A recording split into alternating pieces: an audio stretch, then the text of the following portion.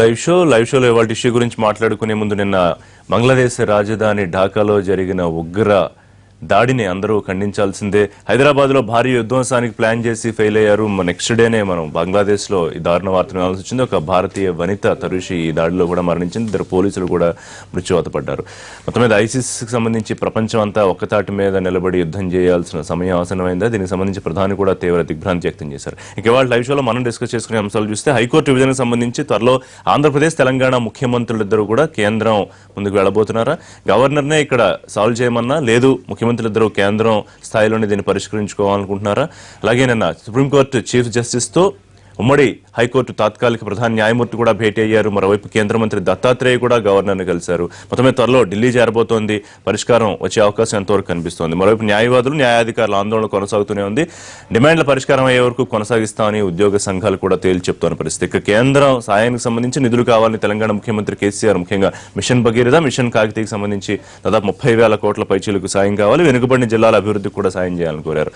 AP కూడా నిరంతరం మరి కేంద్రాన్ని సహాయం అడుగుతూనే ఉంది. రెండు రాష్ట్రాలని ప్రత్యేకంగా చూస్తుందా కేంద్రం? ప్రత్యేకంగా సహాయం చేసే అవకాశం ఉంటుందా మిగతా రాష్ట్రాలతో పాటు కాకుండా? అంశాలకు సంబంధించి మాట్లాడుతున్న లైవ్ షోలో మనతో ముళ్ళపూడి రేణుక్ గారు ఏపీ టీడీపీ అధికార ప్రతినిధి జాయిన్ అవుతున్నారు. అలాగే ఎన్ తులసిరెడ్డి గారు ఏపీసీసీ అధికార ప్రతినిధి, పార్టీ ఉపాధ్యక్షుడు. విష్ణువర్ధన్ రెడ్డి గారు ఏపీ బీజేపీ ముఖ్యనేత, గోవాల బాలరాజు గారు అచ్చంపేట ఎమ్మెల్యే, టీఆర్ఎస్ ముఖ్యనేత. వెల్కమ్ టు లైవ్ షో అండి. ముందుగా రేణుక్ గారు, హైకోర్టు విభజనకు సంబంధించి సిరీస్ ఆఫ్ డేస్ మనం మాట్లాడుకుంటూనే ఉన్నాం. అయితే మొత్తానికి త్వరలో ఇక ఢిల్లీకి చేరుతోంది కాబట్టి దీనికి ఒక పరిష్కారం వస్తుందా? అంటే రాజకీయ కారణాలు కారణమా, లేకపోతే ఆంధ్రప్రదేశ్ ముఖ్యమంత్రి అని చెప్పినట్టు అనవసరంగా రాద్ధాంతం చేస్తున్నారు తెలంగాణలో, తెలంగాణ సమాజం కూడా అర్థం చేసుకోవాలి అంటే కొంత వేచి చూసే ధోరణి ఉండాలని ఆయన చెప్పిన దాన్ని బట్టి అర్థమవుతోంది. కేంద్రానికి ఏం సంబంధం, ఆ ఏపీ తెలంగాణ తేల్చుకోవాలని కేంద్ర మంత్రి దత్తాత్రేయ దాదాపుగా స్పష్టం చేశారు. ఏం జరుగుతున్నారు? అంటే ముఖ్యంగా ఆంధ్రప్రదేశ్కి సంబంధించినంత వరకు మేము గత సంవత్సరమే అమరావతిలో మేము శంకుస్థాపన అయిన వెంటనే రాజధాని శంకుస్థాపన అప్పుడు సుప్రీంకోర్టు జడ్జెస్ను కూడా అక్కడికి తీసుకుని వెళ్ళి చూపించడం జరిగింది. ఎక్కడ ఎలా అనుకుంటున్నాము, మా మాస్టర్ ప్లాన్ ఎలా ఉండబోతుంది, ఆ తర్వాత ఐకానిక్ బిల్డింగ్ గా ఉండాలి హైకోర్టు అనేటువంటిది కూడా, దానికి కూడా మనం ఫస్ట్ మాకి డెవలపర్స్కి ఇచ్చినప్పుడు కూడా వాళ్ళు ఒకటి ఇచ్చారు. అది ఓకేనా కాదా అనేటువంటిది కూడా జ్యుడిషియరీ వాళ్ళకు పంపించి వాళ్ళ యొక్క ఒపీనియన్ కూడా తీసుకుని దాన్ని ముందుకు వెళ్ళటానికి ఇవన్నీ కూడా ఏంటి సంకేతాలు. మేము దానికి 10 సంవత్సరాలు ఇక్కడ ఉమ్మడి రాజధానిగా మాకు అవకాశం ఉన్నప్పటికీ మేము ఎలా అయితే పాలనని ముందుగా వెళ్లి అక్కడ ప్రజలకు చేరుకోవాలని చెప్పి మా యొక్క రాజధానిని సెక్రటేరియట్ ని అడ్మినిస్ట్రేషన్ ని తరలించుకున్నామో అదే మాదిరిగా జ్యుడిషియరీ కూడా అది చేయటానికి మాకెటువంటి ఇబ్బంది లేదు. తప్పకుండా దానికి కన్సర్న్ ఎవరైతే చేయాలో వారు చేసి ఇమ్మీడియట్ గా వెళ్లాలనేటువంటిదే మా యొక్క అభిప్రాయం. Last year May 1 high court division bench ఇచ్చిన ఆదేశాలను మరి ఎందుకు పట్టించుకోలేదు? హైకోర్టు భవనాలు కానివ్వండి, క్వార్టర్స్ అనుకూల ప్రదేశాలు చూడమని చెప్పినా, గుర్తించమని చెప్పినా కూడా దాన్ని ఎందుకు కన్సిడర్ చేయలేదంటే? అంటే ఇప్పుడు మీరు ఒకసారి చూస్తే మొట్టమొదటిగా అక్కడ పరిపాలన అవసరం. అందుకే మీరు గత 2-3 నెలలుగా కూడా చూసారు, సెక్రటేరియట్ ని మనం అక్కడికి మూవ్ చేయాలన్నప్పుడే అక్కడ మనకి ఏది స్టాఫ్ క్వార్టర్స్ కానీ రెసిడెన్షియల్ గా కానీ ఆఫీస్ బిల్డింగ్స్ కానీ కొంత కొరత ఉంది, కొన్ని ఇబ్బందులు ఉన్నాయి. ఇప్పటికి కూడా మనం మొన్న 27 నుంచి అక్కడే మనం తాత్కాలిక రాజధాని అనుకున్నాం. ఇప్పుడు అందరూ మూవ్ అవ్వాలి, అక్కడ నుంచి పరిపాలన సాగాలి అని అనుకుంటున్నాము. ఈవేళ రేపు 5వ తారీఖు 15వ తారీఖును కూడా మరికొన్ని విభాగాలు రావాలనుకుంటున్నాం. అయితే అనుకున్నంత ఫాస్ట్ గా అనుకున్న విధంగా కొన్ని ఇంత పెద్ద కార్యక్రమం కాబట్టి జరగవు, కొంత ఇబ్బందులు ఉన్నాయి. దాంట్లో భాగంగా అది అయిన వెంటనే ఏంటంటే ఇంకా టైం ఉంది కాబట్టి ఈలోగా ఒక్కొక్కటి ఫస్ట్ పరిపాలన వెళ్ళాలి, ఆ తర్వాత హైకోర్టుని, ఆ తర్వాత మిగతా విభాగాలు ఏవైతే ఉన్నాయో అవన్నీ కూడా over a period of time move చేసుకోవాలనేటువంటిదే మా యొక్క ఆలోచన. అయితే ఈలోగానే దురదృష్టం ఏంటంటే ఇక్కడ తెలంగాణలో అంటే ఒక న్యాయ వ్యవస్థ జడ్జిలు కూడా ఒక నిరసన కార్యక్రమం చేయటం అనేటువంటిది కూడా అంటే ఇది మన భవిష్యత్తు తరాలకు కానీ ఒక న్యాయ వ్యవస్థ మీద కూడా మనం ఇంకా మరింత గౌరవం పెరిగే విధంగా అందరము ఉండాలనేటువంటిది నా అభిప్రాయం. ఇక్కడ 2 అంశాలు. ఒకటి ఆంధ్రప్రదేశ్లో హైకోర్టును ఏర్పాటు చేయడము, రెండవది ఎక్కడ ఏర్పాటు చేయడము. ఈ 2 అంశాలకు సంబంధించి విభజన చట్టంలో సెక్షన్ 30 ప్రకారంగా ఆంధ్రప్రదేశ్ హైకోర్టు ఏర్పాటు అయినంత వరకు ఉమ్మడి హైకోర్టు ఉంటుంది అనేది ఒకటి.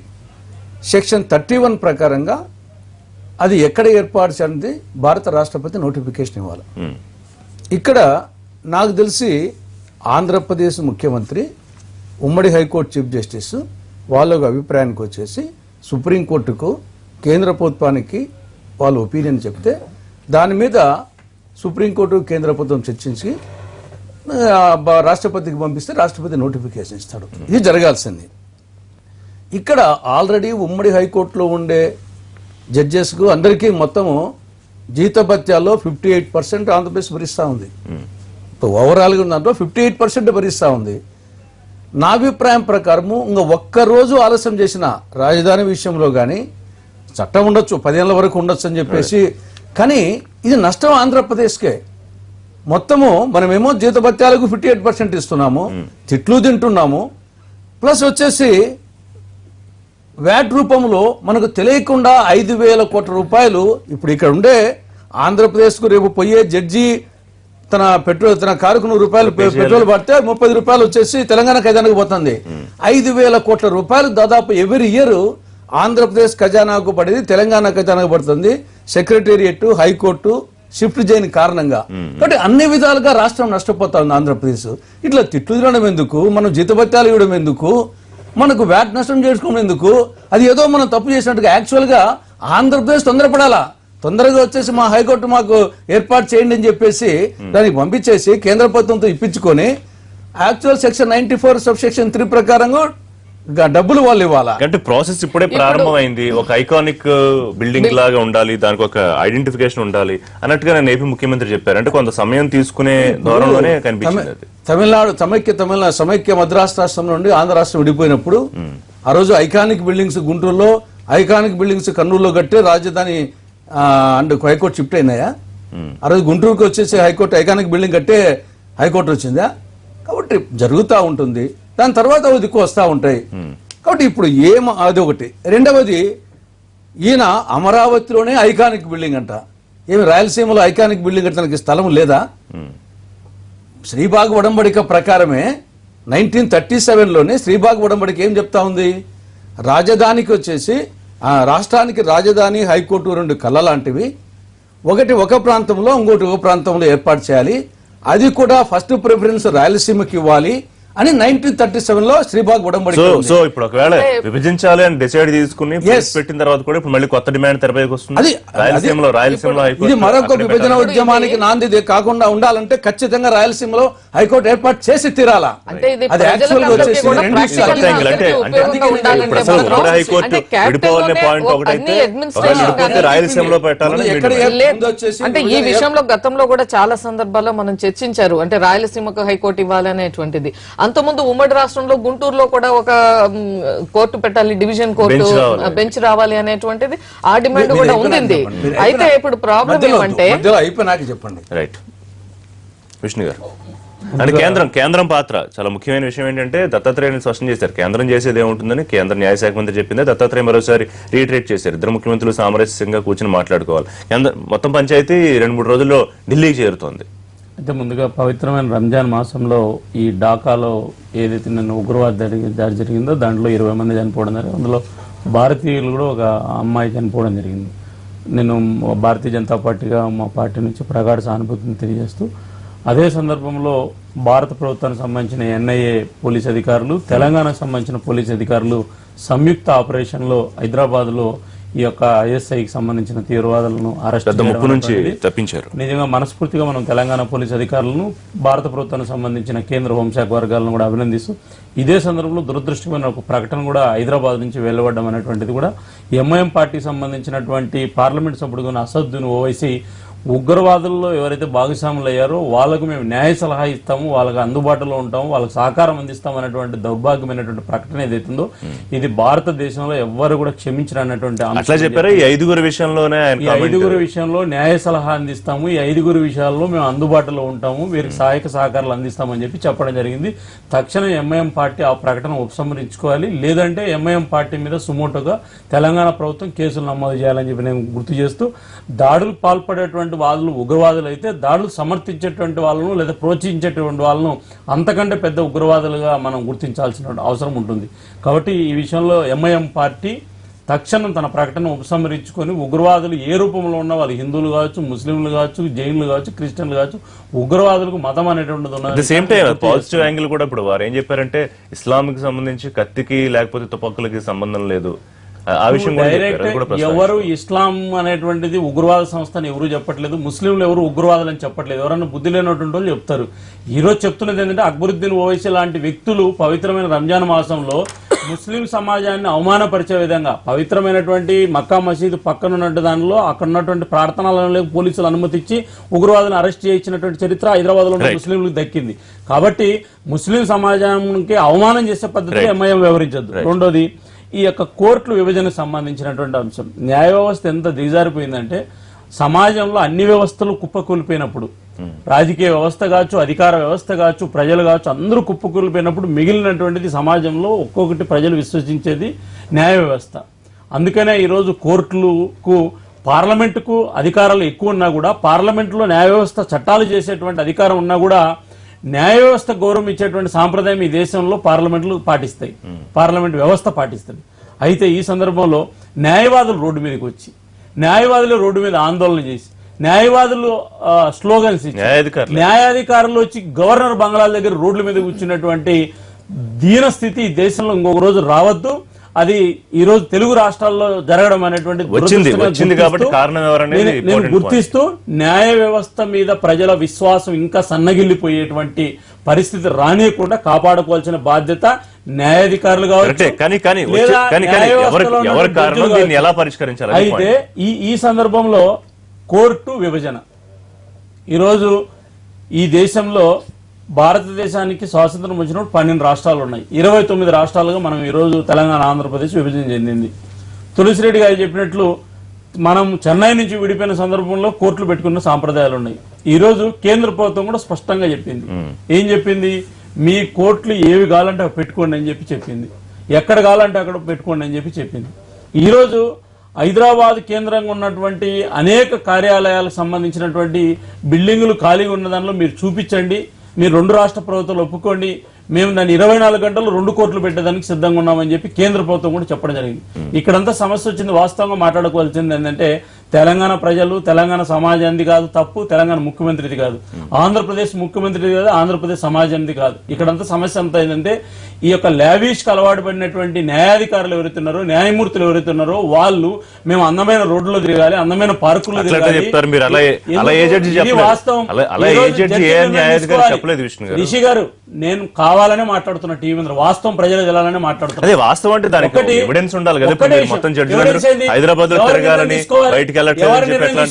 ఎవరు నిర్ణయం తీసుకోవాలి? మీరు తీసుకోవాలా? నేను తీసుకోవాలా? జడ్జిలు నిర్ణయం తీసుకోవాలి. సుప్రీంకోర్టు ప్రధాన న్యాయమూర్తి నిర్ణయం తీసుకోవాలి. ఆంధ్రప్రదేశ్ ఉమ్మడి హైకోర్టు యొక్క తాత్కాలిక న్యాయమూర్తి నిర్ణయం తీసుకోవాలి. న్యాయమూర్తి నిర్ణయం తీసుకుంటే తులసిరెడ్డి గారు చెప్పినట్లు ఈరోజు రాజధానిగా కర్నూలులో నిర్మాణం చేసిన సందర్భంలో షెడ్యూల్లో క్యాపిటల్ నిర్మాణం చేశారు. ఈరోజు ఆంధ్రప్రదేశ్ ముఖ్యమంత్రి గారు ఇంకా నిర్మాణం కానీ పూర్తి కానిస్తారు, మా రాష్ట్రానికి మేము వెళ్ళిపోతాం, మా ట్యాక్స్లను మాకు గాలంటున్నారు. ఈ రోజు న్యాయ వ్యవస్థ చుట్టూ హైకోర్టు చుట్టూ తిరిగి అనేక మంది, వేల మంది ప్రజలు పాయింట్ ఎప్పుడు అనుకోవాలంటే మనం ఆంధ్రప్రదేశ్ లో హైకోర్టు ఏర్పడి మేము వెళ్ళమని కంప్లీట్ గా ఉండండి. ఒకటి ఈ రోజు చేయాల్సినటువంటి పని ఏంటంటే, ఈ రోజు 10 సంవత్సరాలు మనకు వెసులుబాటు కలిసి ఉన్నా మనకు వద్దు, మేము మా ప్రాంతంలో మేము క్యాపిటల్ నిర్మాణం చేసుకుని లేకపోతే ఉన్నటువంటి వసతులతోనే మేము వెళ్ళిపోవాలనుకుంటున్నాం. ఈ రోజు నేను నిష్పక్షపాతంగా చెప్పేది ఏంటంటే, కర్నూలులో రాజధాని పెడతారా, గుంటూరులో రాజధాని కావాలని, లేదా ఉత్తరాంధ్రలో రాజధాని కావాలనేటువంటి అనేక రకాల అభిప్రాయాలు ఉన్నాయి. ఒకవేళ ఈ రాజధానికి సంబంధించిన విషయంలో విజయవాడ నిర్ణయం అయింది కాబట్టి హైకోర్టు సంబంధించిన విషయంలో సహజంగానే రాయలసీమ ప్రాంతానికి సంబంధించిన వ్యక్తులు కర్నూలులో పెట్టాలంటున్నారు.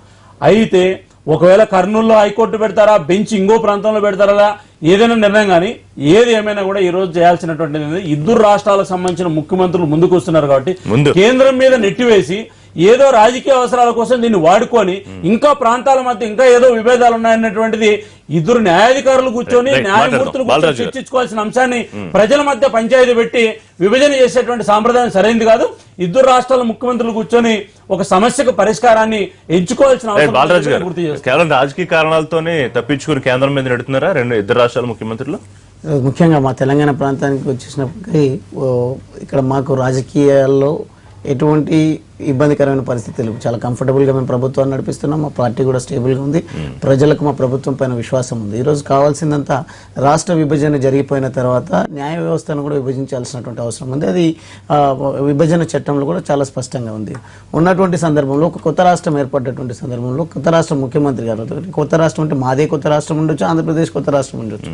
మా రాష్ట్రం నుండి ఇప్పుడు కంబైన్ గా ఉన్నటువంటి స్టేట్ విడిపోయినటువంటి సందర్భంలో చంద్రబాబు నాయుడు గారు చాలా స్పష్టంగా డిమాండ్ చేయాల్సినటువంటి అవసరం ఉంది. మాకు అనుకూలంగా లేదు, హైకోర్టు మా రాష్ట్రంలో ఏర్పాటు చేసినటువంటి అవసరం ఉందని చెప్పేసి వారు డిమాండ్ చేయాల్సింది పోగా మౌనంగా ఉంటూ ఈరోజు రకరకాల ఇబ్బందులకు కారణమవుతా ఉన్నారు. అదేవిధంగా ఈరోజు న్యాయ వ్యవస్థ పైన గౌరవం లేదన్నట్టుగా విష్ణువర్ధన్ గారు ఒక రకంగా చెప్పడం, అదేవిధంగా మళ్ళీ న్యాయమూర్తుల విషయంలో కూడా మాట్లాడడం జరిగింది. అంటే ఆవేదన ప్రజలది అయినప్పటికీ ఈరోజు న్యాయ వ్యవస్థ పైన మాకు విశ్వాసం ఉంది కాబట్టి 2 సంవత్సరాల కాలం వరకు వేచి చూసి ఈరోజు కేంద్రమా లేదంటే సుప్రీం కోర్టు చీఫ్ జస్టిస్ గారు నిర్ణయం తీసుకోవాల్సిన అవసరం ఉందా? ఏది ఏమైనప్పటికీ ఈ నియామకాలు ఏదైతే ఉందో శాంక్షన్ స్ట్రెంత్ విషయంలో డిస్క్రిమినేషన్ చాలా స్పష్టంగా కనిపిస్తా ఉంది. కాబట్టి ఇక్కడ మనం హైకోర్టును కానీ న్యాయ వ్యవస్థను కానీ ఒక అడ్మినిస్ట్రేటర్ గా చూడాల్సినటువంటి అవసరం ఉంది. ఈరోజు న్యాయ వ్యవస్థకు మేము వ్యతిరేకంగా మా అడ్వకేట్స్ కానీ మా సమాజం కానీ వ్యతిరేకంగా ఇక్కడ కూడా పోరాటం చేయడం లేదు. న్యాయ వ్యవస్థ పైన అవగాహన ఉంది, చట్టాలపైన అవగాహన ఉంది కాబట్టి చాలా స్పష్టంగా వయలేషన్ జరుగుతూ ఉంది. ఆర్టికల్ 14 వయలేషన్ జరుగుతూ ఉంది కాబట్టి ఆర్టికల్ 12 ప్రకారంగా మనం హైకోర్టు చట్టం ప్రకారం న్యాయమూర్తి విచక్షణాధికారాలతో ఖాళీలను బట్టి ఎవరినైనా ఎక్కడైనా నియమించవచ్చు. ఆ అధికారం కూడా ఉంది కదా ప్రధాన న్యాయమూర్తికి. ప్రధాన న్యాయమూర్తికి ఉండొచ్చు. దాని ఇనిషియేషన్ కూడా తీసుకోవాల్సినటువంటి గవర్నమెంట్లు, ముఖ్యమంత్రులు తీసుకోవాల్సినటువంటి అవసరం ఉంది. మా రాష్ట్ర ముఖ్యమంత్రి గారు చాలా స్పష్టంగా కేంద్ర ప్రభుత్వాన్ని కలవడం జరిగింది. అవసరం అనుకుంటే ఇదే నెగ్లిజెన్సీ కనుక కొనసాగితే ఖచ్చితంగా ఢిల్లీలో ధర్నా కూడా చేస్తామని ధర్నాకు అక్కడ ఉన్నటువంటి న్యాయశాఖ మంత్రి గారు సదానంద గౌడ్ గారు ఏ రకంగా కంపేర్ చేస్తూ మాట్లాడినో కూడా మనం చూసినాం. ఒకవేళ ఆయన పరిధిలో లేనటువంటి అంశం అయితే దాన్ని సుప్రీంకోర్టు ప్రధాన న్యాయమూర్తి గారికి కలిసి చెప్పాల్సినటువంటి అవసరం ఉంది తప్పిస్తే ఒక ముఖ్యమంత్రితో కంపేర్ చేస్తూ ఇదే అంశం మాట్లాడుతాం. లైవ్ షో బ్రేక్ తీసుకుందాం. బ్రేక్ తర్వాత డిస్కషన్ కంటిన్యూ చేద్దాం. స్టేట్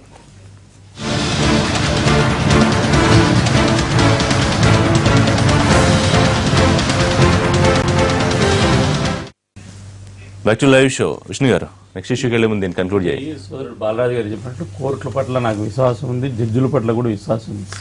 సందర్భోచితంగా ఏంటంటే ఇబ్బందికరమైన పరిస్థితి ఏంటంటే జడ్జిలే వీధి మీదకి వచ్చి న్యాయ వ్యవస్థలో 30 ఏళ్ళు పనిచేసిన ఆందోళన, ఒక 100 మంది న్యాయ వ్యవస్థలో రిటైర్డ్ జడ్జిలు రోడ్డు మీదకి వచ్చి ఆందోళన చేసినట్టు అంశమే ఇక్కడ అందరినీ బాధ కలిగించేటువంటి అంశం. అయితే ఫైనల్ గా నా యొక్క కన్క్లూడింగ్ ఏంటంటే ఈ రోజు అన్ని వ్యవస్థల కంటే ఈ రోజు కూడా న్యాయ వ్యవస్థలో కొన్ని లోపాలు ఉన్నా కూడా న్యాయ వ్యవస్థకు మనం అందరం కూడా విశ్వాసం ప్రకటిస్తున్నాం, విలువ ఇస్తున్నాం, గౌరవిస్తున్నాం.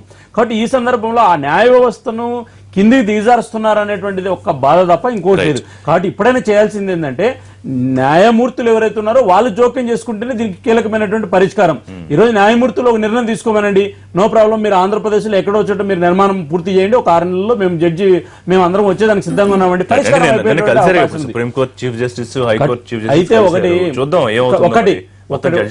రిషి గారు ఇప్పుడు ఒకటి గుర్తుపెట్టుకోండి, 50 సంవత్సరాలు ఉమ్మడి రాష్ట్రంలో ఒక్క బెంచ్ కూడా లేకోకుండా దేశంలో మీరు చూడండి, ఉత్తరప్రదేశ్ చూడండి, లక్నో బెంచ్ ఉంటుంది, మీరు ఉత్తరప్రదేశ్ లో వేదాలకు మనకు క్యాపిటల్ బెంచ్ ఉంటుంది.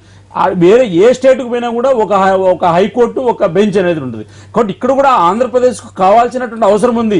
అయితే ఈ సందర్భంలో ఏల్చిందంటే పరిష్కారానికి సంబంధించినటువంటి అంశంలో ఒక సున్నితమైనటువంటి న్యాయ వ్యవస్థను మనము చీల్చే సందర్భంలో వ్యవహరిస్తున్న తీరు సరైనటువంటిది కాదు. చూద్దాం, కేంద్రం ముందుకు వెళ్తోంది ఇద్దరు రాష్ట్రాల ముఖ్యమంత్రులు కేంద్రానికి లేఖ రాశారు తెలంగాణ ముఖ్యమంత్రి కేసీఆర్ గారు, ముఖ్యంగా మిషన్ భగీరథ, మిషన్ కాకతీయ నిధుల కోసం. నీతి ఆయోగ్ దానికంటే ముందు ఈ రోజు ఎవరికైనా స్ట్రగుల్ ఫర్ ఎగ్జిస్టెన్స్ అన్నప్పుడు భారత రాజ్యాంగమే చాలా స్పష్టంగా చెప్తుంది, equality before law, equal protection of law అనేది. అన్నప్పుడు జడ్జెస్ కి ఎందుకు వర్తించదు? ఇప్పుడు వాళ్ళకి ఇబ్బంది పరిస్థితి వచ్చినప్పుడు వాళ్ళు మొరపెట్టుకోవాల్సినటువంటి ఎవరైతే ఇప్పుడు తెలంగాణలో మొత్తం న్యాయ వ్యవస్థ స్తంభించిపోలేదా గత కొన్ని రోజులుగా? ఇప్పుడు న్యాయాధికారులకి అన్యాయం జరుగుతున్నప్పుడు ఏదో పొలిటికల్ ఎలిగేషన్ లేదంటే పొలిటికల్ ఎజిటేషన్ చేయడం లేదు. ఎందుకంటే గవర్నర్ గారిని కలవడం జరిగింది, జరుగుతున్నటువంటి ఇబ్బందుల గురించి వివరించినటువంటి సందర్భంలో ఇప్పుడు కింది స్థాయిలో న్యాయాధికారులను మనం నిందించడం కూడా సబబు కాదు. ఖచ్చితంగా సంపూర్ణమైనటువంటి మద్దతు మేము ఇప్పటికే టీఆర్ఎస్ పార్టీ నుంచి ప్రకటించున్నాం. ఎవరైతే సస్పెన్షన్ కు గురైనరో వారందరినీ కూడా మళ్ళీ విధుల్లోకి తీసుకునేంత వరకు కూడా మా పోరాటానికి, మా న్యాయవాదులు చేస్తున్నటువంటి, తెలంగాణ సమాజం చేస్తున్నటువంటి పోరాటానికి మాత్రం టీఆర్ఎస్ పార్టీ మద్దతుగా ఉంటుంది.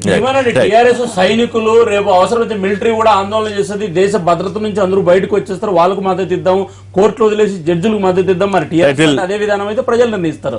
నెక్స్ట్ ఇష్యూ అండి. సో లెటర్ కి సంబంధించి అంటే నీతి ఆయోగ్ 5,000 కోట్లకు సంబంధించి 3 ఏళ్లలో ఇస్తామని ఒక ప్రామిస్ ఉందా? ఇప్పుడు 30,570 కోట్ల పైన అడుగుతున్నారు ముఖ్యమంత్రి. మరి ఎట్లా అంటే సాధ్యం అవుతుందా? అంత రాష్ట్రానికి ఇవ్వడమే కాకుండా ఒక మంచి పథకాన్ని అమల్లోకి తీసుకొచ్చినటువంటి సందర్భంలో ఇతర రాష్ట్రాలకు కూడా వర్తింపజేసే విధంగా కేంద్ర ప్రభుత్వం ఇప్పటికే తన అభిప్రాయాన్ని ప్రకటించున్నది. కాబట్టి అవసరమైనప్పుడు పరిశీలించమని చెప్పారు ఇప్పటి వరకు. పరిశీలించమని చెప్పినారు. మేమైతే చేస్తున్నటువంటి విషయంలో మా రైతాంగం కానీ, మా తెలంగాణ సమాజం కానీ మేము చేస్తున్నటువంటి పథకాలకు చాలా సంపూర్ణమైన మద్దతు ప్రకటిస్తున్నారు.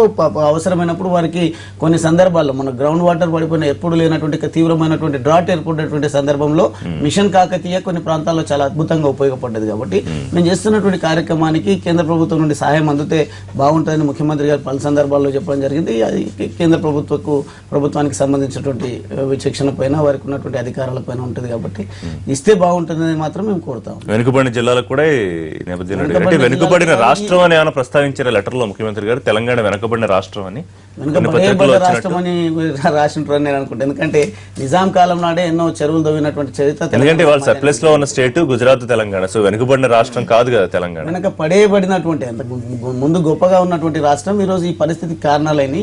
ఏది ఏమైనప్పటికీ మరి మేము ఒక మాటలో చెప్పాలంటే బ్రహ్మం గారు కూడా కాలజ్ఞానంలో చెప్పలేకుంటారు చెరువుల తవ్వకాలు ఈ రకమైన పద్ధతిలో జరుగుతాయని చెప్పేసి. కానీ కేసీఆర్ గారి నాయకత్వంలో తెలంగాణ రాష్ట్ర ప్రభుత్వం ఇంత గొప్ప కార్యక్రమాలు చేపడుతున్నప్పుడు కేంద్రం నుండి సహాయం అందాల్సినటువంటి అవసరం అయితే ఎంతైనా ఉంది. ఇది పక్క రాష్ట్రాలకు, ఆంధ్రప్రదేశ్ రాష్ట్రం కానీ ఇంకా ఇతర రాష్ట్రాల్లో కూడా ఈ కార్యక్రమాన్ని ఇంప్లిమెంటేషన్ లోకి తీసుకొస్తే బాగుంటుంది అనేది కూడా మేము. అట్ ద సేమ్ టైం అవినీతి ఆరోపణలు కూడా ఉన్నాయి. మీరు ఎంతైతే సాయం అడిగారో దాదాపు అంత అవినీతి మిషన్ భగీరథలు జరిగిందని తెలంగాణ విపక్షాలు ఆరోపిస్తున్నాయి. ఏ విపక్షం ఆరోపించినా కానీ నిజంగా ఒకవేళ వారికి చిత్తశుద్ధి ఉంటే, వారి దగ్గర నిజంగా మా అవినీతి కనుక దానికి సంబంధించిన సమాచారం ఉంటే బహిరంగ చర్చకు సిద్ధం ఉన్నాం.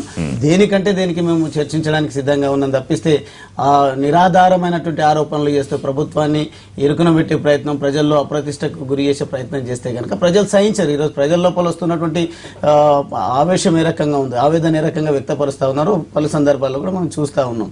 ఈరోజు రాష్ట్ర ప్రభుత్వం 2 సంవత్సరాల కాల వ్యవధిలో ఎన్ని కార్యక్రమాలను అమల్లోకి తీసుకొచ్చి సంక్షేమం వైపు, అభివృద్ధి వైపు దృష్టి కేంద్రీకరిస్తూ ముందుకు పోతున్నటువంటి సందర్భంలో కన్సాలిడేట్ డెఫినెట్ గా ఒక రాజకీయ పార్టీగా ప్రభుత్వంలో ఉన్నప్పటికీ సందర్భం వచ్చినటువంటి ప్రతి సందర్భంలో రాజకీయాల్లో ఎన్నికల కొలమానం కాబట్టి దాంట్లో మీరు ఇచ్చినటువంటి మ్యాండేట్ ను చూడండి. మెదక్ ఉప ఎన్నిక నుండి చూసుకుంటే ఇప్పుడు ఏ ఎన్నిక జరిగినా కానీ పూర్తి స్థాయిలో ప్రజలు సంపూర్ణంగా మద్దతు పలుకుతున్నటువంటి సందర్భాన్ని జీర్ణించుకోలేకనే ప్రతిపక్షాలు, విపక్షాలు చేస్తున్నటువంటి ఈ రకమైనటువంటి అవినీతి మీద ప్రెస్ కాన్ఫరెన్స్ పెడితే పెట్టలేదు, దాడి చేశారు. ఒక నిమిషం మళ్ళీ సరే, తెలంగాణ సీఎం లేఖ రాశారు. ఏపీ సీఎం నిరంతరం కేంద్రాన్ని సాయం అడుగుతూనే ఉన్నారు. ఇది కొత్త రాష్ట్రం, అది కొత్తగా అభివృద్ధి చెందుతున్న రాష్ట్రం రాజధానితో పాటుగా. కానీ రాజధానికి నిధుల విషయంలో నేను దాదాపుగా ముఖ్యమంత్రి చెప్పడం ఏమిటంటే ఇంకా 1,500 కోట్లు మాత్రమే వచ్చే అవకాశం ఉంది రాజధాని నిర్మాణానికి సంబంధించి. సరే, దాంతోపాటు ఇంకా అనేక ఉన్నాయి, రెవెన్యూ లోడ్ కానివ్వండి, లేకపోతే ప్రత్యేక ఆర్థిక ప్యాకేజ్ కానివ్వండి. మరి లెటర్లు రాస్తూ కలుస్తూ ఉండాలా, లేకపోతే ప్రత్యేకంగా చూసే అవకాశం ఏమన్నా ఉందని మీకు అనిపిస్తుందా? మరోవైపు మీరు కూడా విమర్శలు చేయడం ఎంతవరకు, ఈ రకంగా విమర్శలు చేయడం కరెక్ట్? ఇప్పుడు అభివృద్ధి కోసం విదేశాలకు వెళ్తున్నారా, ఫోటోలు తీసుకుంటే విదేశాలకు వెళ్ళి అభివృద్ధి జరిగిపోతుందా అని మీరు మీ చీఫ్ విమర్శ చేశారు ముఖ్యమంత్రి మీద. డెఫినెట్ గా వచ్చేసి ఇప్పుడు సినిమా బాగుంటే దానికి మార్కెటింగ్ చేయకున్నా కానీ సక్సెస్ అవుతుంది, లేదా ఒక రకంగా మార్కెటింగ్ చేస్తే ఇంకా బాగా అవుతుంది. సినిమా డొక్కు సినిమా అయితే ఆ మార్కెటింగ్ పెట్టింది కూడా అది కూడా నష్టం. మొదటిసారి కనీసం సినిమాకి వచ్చే వరకన్నా పబ్లిసిటీ అవసరం లేదు, వచ్చేసి మౌత్ టాక్ అయిపోతుంది. ఇక్కడ మనము చట్టంలో వచ్చేసి ఒకటి ఇది సెక్షన్ 94, సెక్షన్ 91 దాని కింద సెక్షన్ 94 సబ్సెక్షన్ 1 కింద ట్యాక్స్ ఇన్సెంటివ్స్ ఉంది. ఆ ట్యాక్స్ ఇన్సెంటివ్స్ ఇస్తే ఆటోమేటిక్గా ఎవరిన పెట్టుబడిదారుడు అతనికి అన్నీ తెలుసు, వచ్చేసి వాళ్ళు అన్నీ చూస్తూ ఉంటారు. ఎక్కడ వాళ్ళకి అవకాశాలు ఎక్కువ ఉన్నాయి, ట్యాక్స్ ఇన్సెంటివ్స్ ఎక్కువ ఉన్నాయి, ఎక్కడ ఇన్ఫ్రాస్ట్రక్చర్ ఎక్కడ ఉంది అని ఆలోచిస్తూ ఉంటారు. కాబట్టి మనం ట్యాక్స్ ఇన్సెంటివ్స్ సెంట్రల్ తెస్తే కన్నా, రెండవది స్పెషల్ కేటగిరీ స్టేటస్ వస్తే కొన్ని అడిషనల్గా వస్తాయి. ఆ రెండు కన్నా తెస్తే తర్వాత దేశాలకు తిరిగితే దానికి ఉపయోగం ఉంటుంది తప్ప ఇవి లేకుండా మేము చెట్టు కింద ఉన్నాము, నాకే టేబుల్ లేదు, నాకే బెంచీ లేదు, మీరు రండి అని చెప్పేసి ఓ దిక్కు నీ గుద్ది నువ్వు వచ్చేసి బీదర్ పరుసు ఇవి తేకుండా దేశాలను తిరుగుతా స్పెషల్ పై తిరుగుతా ఖర్చు పెట్టుకుంటే అది డెఫినెట్గా వచ్చేసేసి రాష్ట్రానికి నష్టమే. ఇక్కడ రెండవది కేంద్ర ప్రభుత్వం నుండి అటు ఆ రాష్ట్రానికి కానీ ఈ రాష్ట్రానికి కానీ రెండు విధాలుగా, ఒకటి చట్టంలో చెప్పినట్టు ఏ మేరకైనాయి, రెండోది డిపార్ట్మెంటల్గా ఏమొస్తున్నాయి. ఇప్పుడు మిషన్ కాకతీయ, మిషన్ భగీరథ ఇవన్నీ డిపార్ట్మెంటల్. చట్టానికి సంబంధించి తెలంగాణకు కొన్ని ఉన్నాయి, ఆంధ్రప్రదేశ్కు సంబంధించి దాదాపు 5 లక్షల కోట్ల రూపాయలు విలువ చేసే ప్రయోజనాలు చట్టంలో ఉన్నాయి. దాంట్లో ఇంతవరకు 6,000 కోట్లు ఇచ్చింది, అంటే 1%. ఇంకా 99% ఇవాళ 3 బడ్జెట్లు అయిపోయినాయి, 2 సంవత్సరాలు అయిపోయింది, అది చట్టానికి సంబంధించింది. ఇక రెండోది డిపార్ట్మెంటల్గా ఇప్పుడు స్మార్ట్ సిటీస్ ఉన్నాయి, అది డిపార్ట్మెంటల్. తమిళనాడుకేమో 13 స్మార్ట్ సిటీస్, ఆంధ్రప్రదేశ్కేమో 3 స్మార్ట్ సిటీస్, తెలంగాణకు 2 స్మార్ట్ సిటీస్. కాబట్టి ఇట్లా డిపార్ట్మెంటల్గా కొన్ని తెచ్చుకోవడానికి అవకాశం ఉంది, కొంత వెసులుబాటు ఉంటుంది. సెంట్రల్లీ స్పాన్సర్డ్ స్కీమ్స్ ఉంటాయి. సెంట్రల్ ఇప్పుడు ఉపాధి హామీ పథకం ఉంది.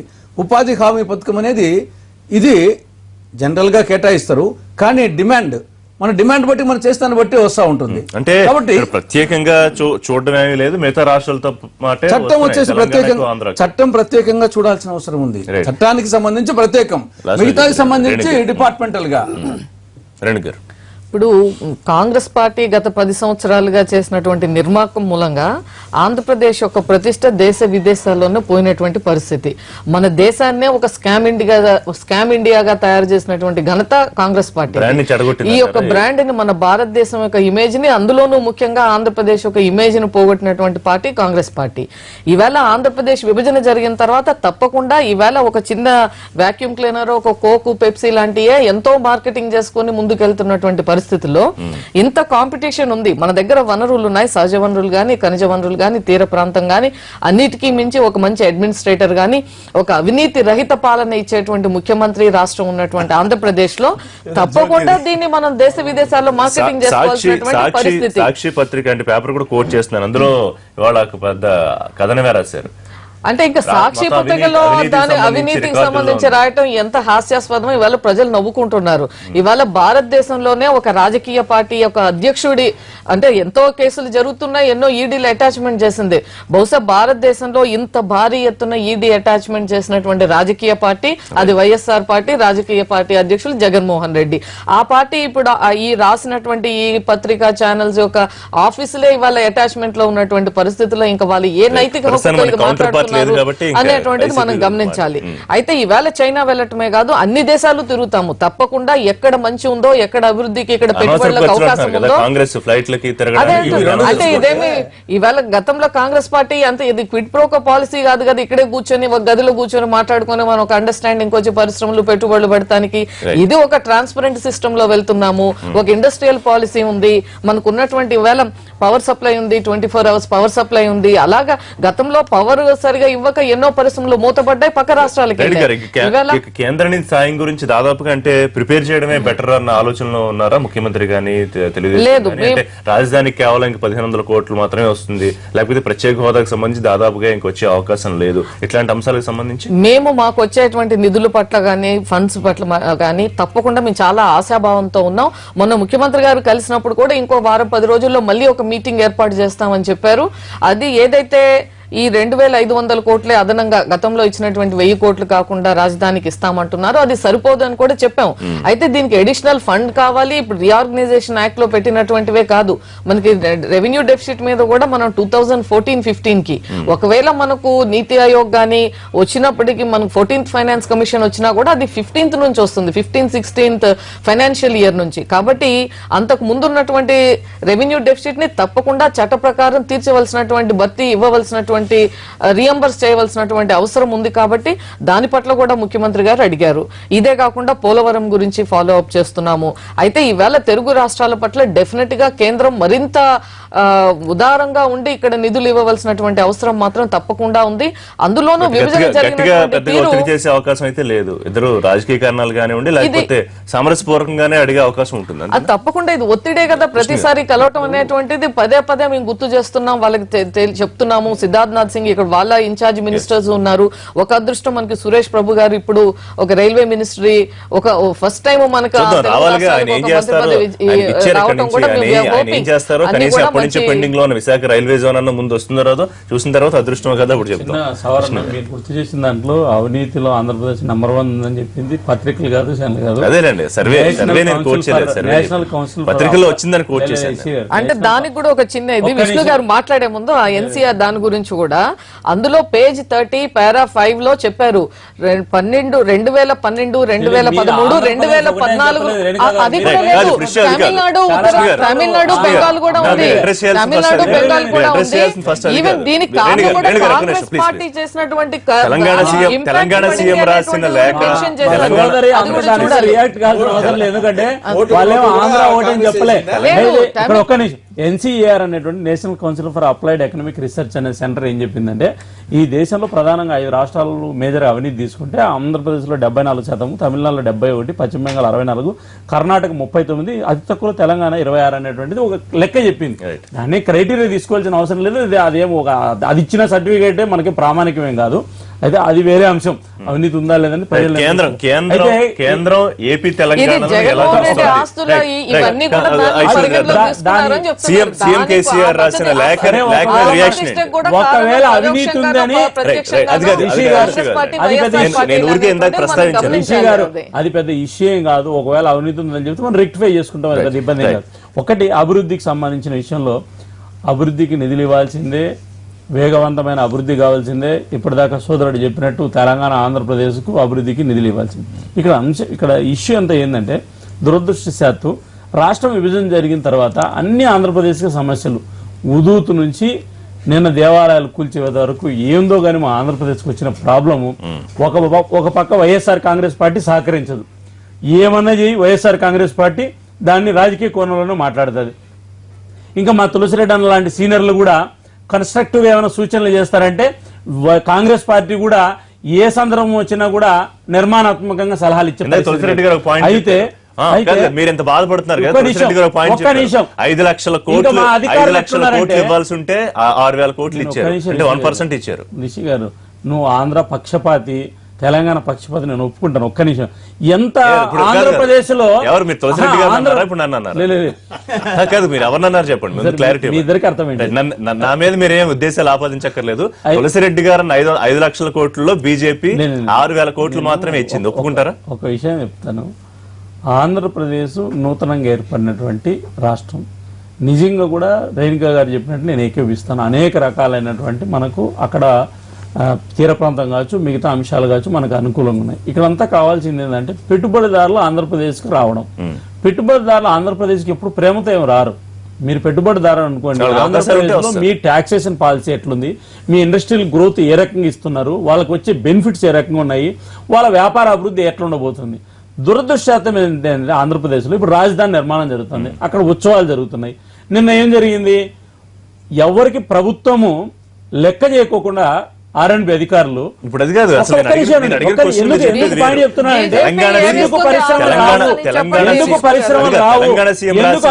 ఎన్నికపోతున్నాం అనేటువంటి దానికి ఎగ్జాంపుల్ చెప్తున్నా. తెలంగాణ సీఎం రాసిన లేఖ మీద రెస్పాన్స్ ఏంటి బీజేపీ గారు? ఒకటేంటంటే ఏ డెవలప్మెంట్ జరగాలన్నా కూడా ప్రశాంతమైన వాతావరణం ఆ రాష్ట్రంలో ఉండాలి. శాంతి భద్రతలు కావచ్చు, లేకపోతే ప్రోత్సాహాలు కావచ్చు, లేకపోతే ప్రతిపక్షాల యొక్క పాత్ర కావచ్చు, లేకపోతే ప్రజల సహకారం కావచ్చు. అన్ఫార్చునేట్లీ థింగ్ ఏంటంటే ఎన్ని లేఖలను రాయండి, తెలంగాణ ప్రభుత్వం లేఖ రాయండి, ఆంధ్ర ప్రభుత్వం లేఖ రాయండి, ఏదైనా సరే కేంద్ర ప్రభుత్వం అనేటువంటిది నిధులు ఇవ్వడం అనేటువంటిది ఇస్తుంది. ఇచ్చిన దాన్ని ఉపయోగించుకునే శక్తి ఉందా లేదని రాష్ట్రాల మీద ఆధారపడుతుంది. ఎందుకు ఉదాహరణ గుర్తు చేస్తున్నానంటే 1,77,000 ఇండ్లు ఆంధ్రప్రదేశ్ కు కేంద్ర ప్రభుత్వం ఇస్తే 2,70,000 ఇండ్లు మొత్తం దేశమంతా ఇస్తే తెలంగాణకు 30,000, ఆంధ్రప్రదేశ్ కు 1,97,000 ఇస్తే ఈ రోజు వరకు 9 నెలలు కాలం అయిపోతుంది. ఆంధ్రప్రదేశ్ ప్రభుత్వము కనీసం 1,97,000 ఇళ్లలో 2,000 ఇల్లు కట్టలేదు రిషి గారు.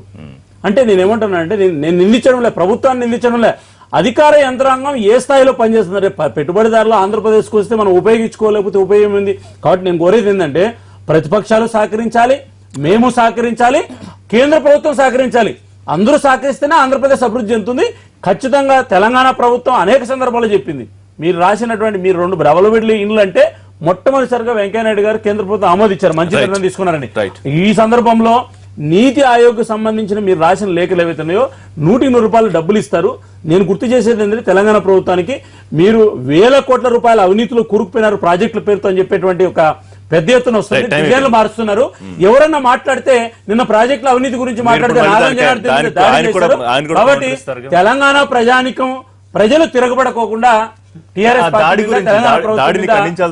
కనీసం ఆలోచించుకోమని చెప్పి నేను టీఆర్ఎస్ పార్టీ గుర్తు చేస్తున్నా. ఒక నాగం జనార్దన్ రెడ్డి నోరు మూపిస్తే తెలంగాణ సమాజం అంతా కూడా నోరు తెరుస్తుందనే విషయం గుర్తు చేసుకోవాలి. దాడిని ఖండించాల్సిన అవసరం ఉంది కదా. ఈరోజు దాడి ఏ రకంగా జరిగింది, ఎవరు చేసిండ్రు అనేది మా జిల్లా ప్రజలకు తెలుసు. ఎందుకంటే 25 సంవత్సరాలు 20 సంవత్సరాలు టీఆర్ఎస్ కండువాలు ఉన్నాయి దాడి చేసిన వాళ్ళ మెడలో. అంటే అది మనం ఇన్స్టిగేటెడ్ నకిలీ టీఆర్ఎస్ వాళ్ళు, నకిలీ టీఆర్ఎస్ అంటే మీరే చెప్పాలా? మీరు శాసనసభ్యుడు, మీరు ఆ జిల్లా శాసనసభ్యుడు, పోలీస్ యంత్రాంగం ఖండించాల్సినటువంటి అవసరం అయితే లేదు. వాస్తవంగా ఆయన వయసులో పెద్దవాడు. కానీ ఈ రోజు ఎంత దారుణమైనటువంటి పరిస్థితి అంటే ప్రాజెక్టులకు అడ్డుపడుతూ కోర్టులకు వెళ్లి పిల్లు వేస్తూ ఈ రోజు మహబూబ్ నగర్ జిల్లా ప్రజల మనోభావాలను దెబ్బతీస్తూ వలసలను కంటిన్యూస్ గా కొనసాగాలనే విధంగా ఆత్మహత్యలను